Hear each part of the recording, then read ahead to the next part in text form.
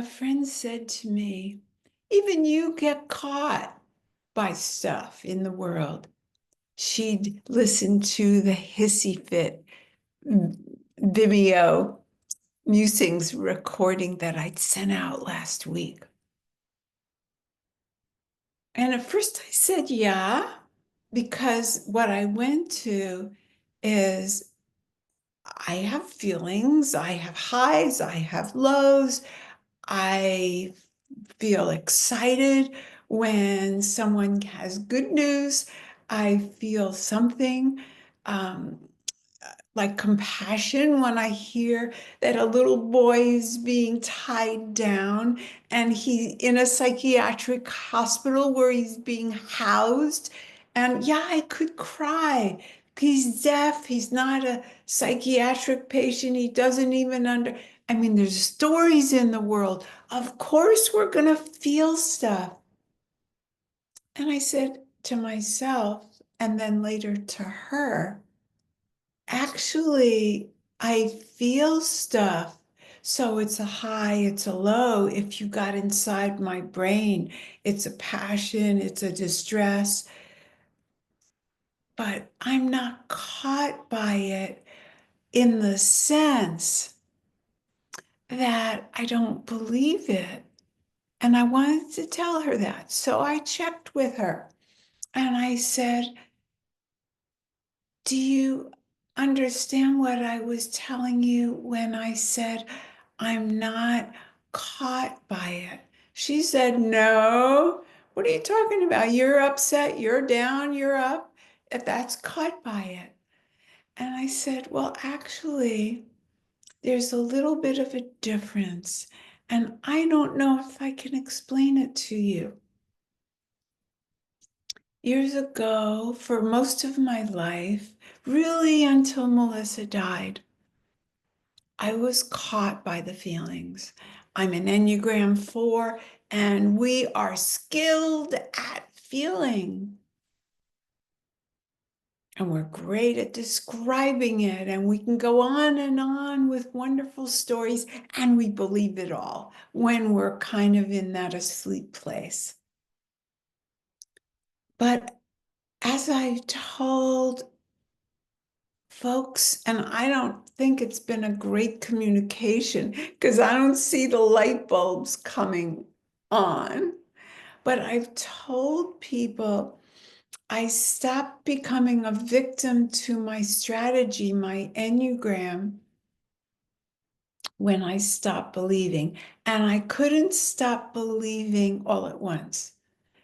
I had to start saying, maybe this is my Enneagram talking. Maybe the intensity of this is my Enneagram, or maybe my interpretation is that I'm being rejected and maybe I'm not.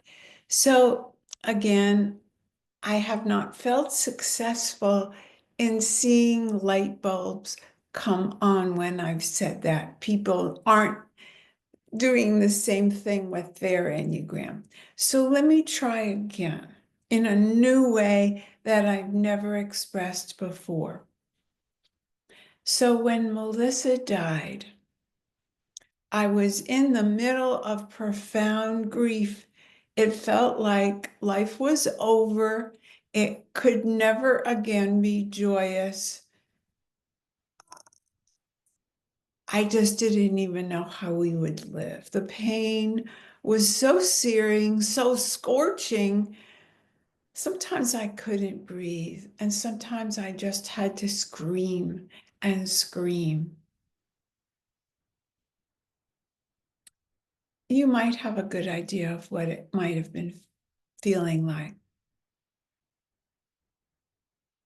Then life intervened, and in the middle of this, I was shown a thought, a feeling, an overwhelming sense. And it's hard to put words on it. It felt like it was a voice, but I don't think it was.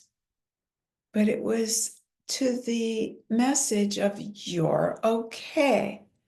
And I went, what do you mean? How can I be okay? Huh? She's still dead. I'm not psychotic. I haven't forgotten. What are you talking about? But yet, all of a sudden, the pain was gone. Where'd it go? She's still dead. The pain is gone. Now, the words I put to it is I acknowledge the pain. I allow the pain. The pain is flowing through me. But I keep hold of another part of me that witnesses, and maybe I'll call it today the soul. The soul was watching.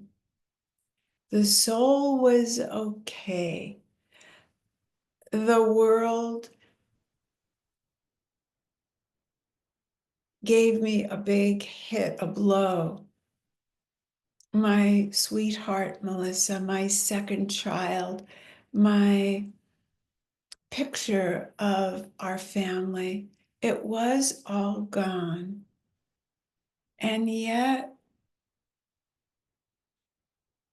I don't know what to say about it yet. And yet, I still am whole. Maybe I'm more whole than I've ever been. I can say that now because I can always go back to this observer who disengages, still feels everything, still witnesses, still wants the best for the little boy strapped down in a hospital. I still care. And yet it's like a perspective where I'm less involved with the intensity and both can go on. And so I'm going to stop here because this is too important to go on and on. Please write to me if this makes any sense. If you can observe yourself on one level, you're still into it, pull back a little more, widen your lens as though you're seeing from a bigger place. And then something is seeing that. Let's call that your soul. Your soul is not intermixed with what's going on outside. It just is. You're born with it. You will die with it. And then it depends on your beliefs what happens next. But how do you feel about my calling it the soul? Is that helpful? I know some of you have heard some of this before, but my new friend, when I tried to explain this to her, she was more quiet. And so I feel like maybe I'm making some inroads in my communication. So what does it mean for me?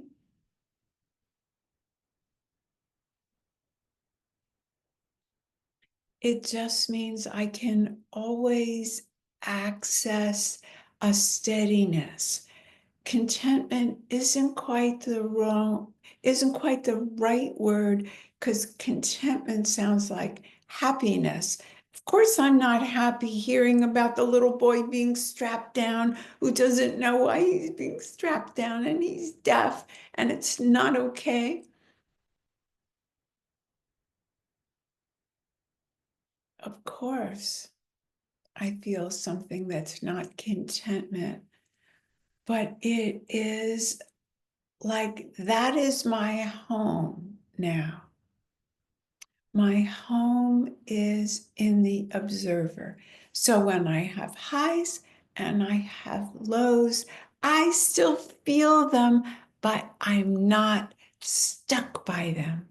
And it's like there's a space that's given to me. I don't know how to get it, but once you've gotten it, you can always return because you know it's so real.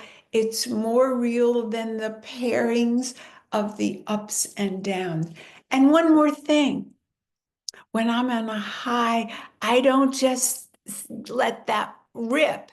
I enjoy it, but I know that more is coming, other feelings, because you never get the ball up without the ball down.